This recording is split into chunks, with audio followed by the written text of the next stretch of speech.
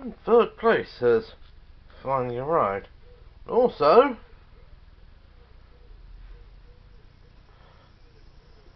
we have the replacement from Wordery, and yes, this is how it arrived. And I actually believe that the only reason why this hasn't been sealed properly is either because, well, they're just doing it rush, or considering these creases, there's actually what I would consider a flaw, that the envelopes they're using aren't actually designed for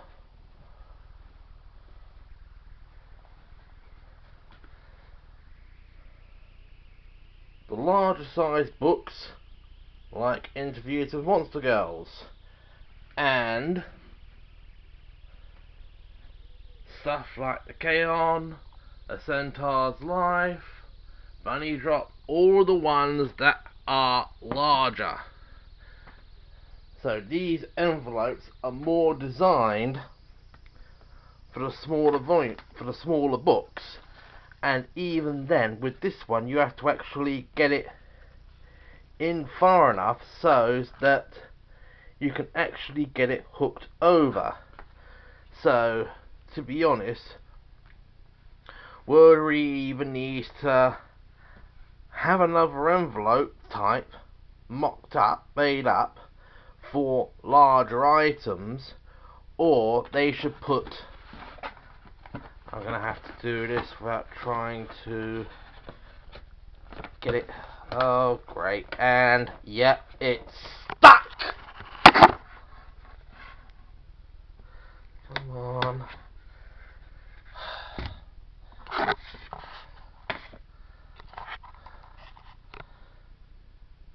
Like this. They even need to get a different sized envelope so that it will actually seal, or use a standard jiffy bag like the Book Depository does with all their items.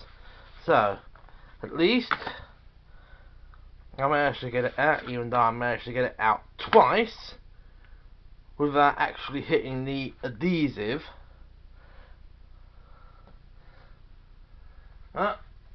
Well, second time's the charm, although still needs improvement in the envelope department. But that is not what we're here for. This is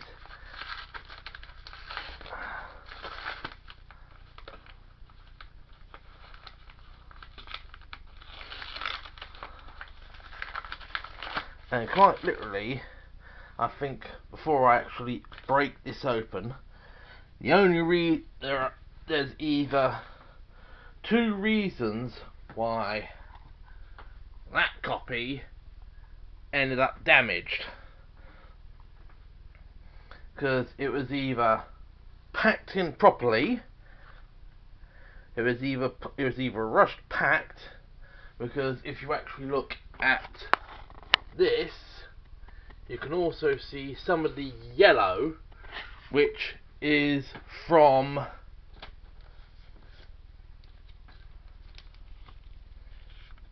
I have to get it into the light, the invoice, and that crease there is probably from where it was caught, or a part was caught.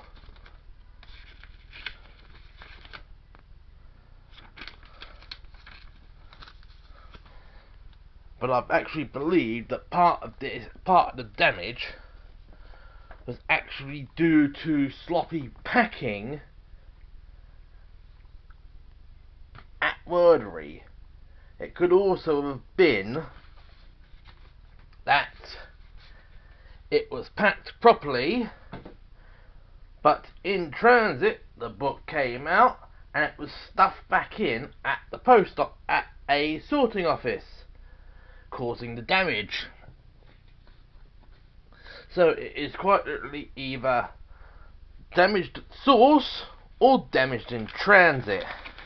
And well, I should stop bickering. Alright, get the invoice out.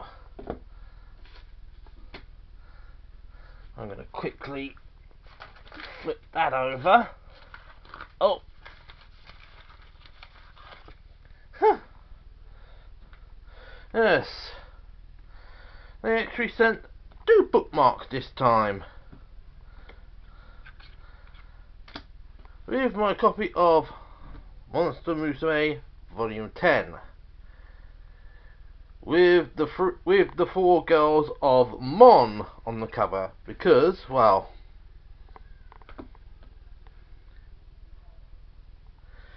yes, they get the sack.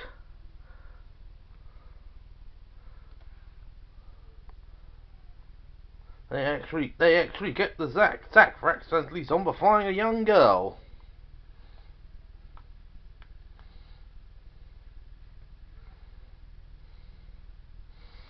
Yeah, well, unlike with the I Heart Monster Girls, there's no bonus items which require me to actually break the seal.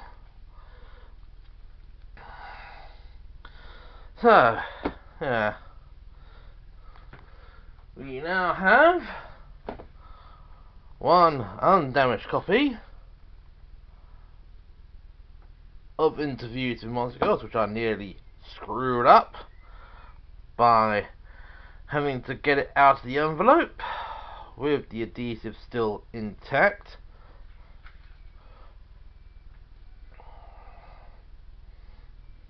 And we have Monster Musume Volume 10.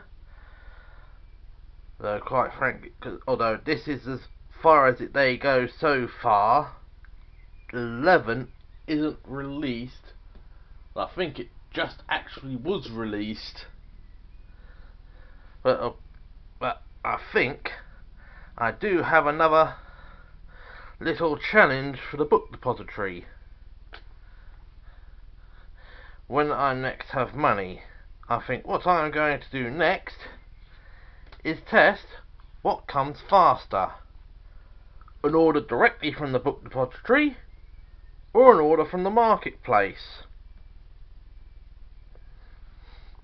But that's going to have to wait until I've actually got some finances, because the next, well, although there are no longer any orders in May because I have scrapped one item, most of that money is going to have to cover a majority of June's orders, which will be starting. I'm going to have to drag it out because we have no light in here. With the Blu-ray version of Sound of the Sky,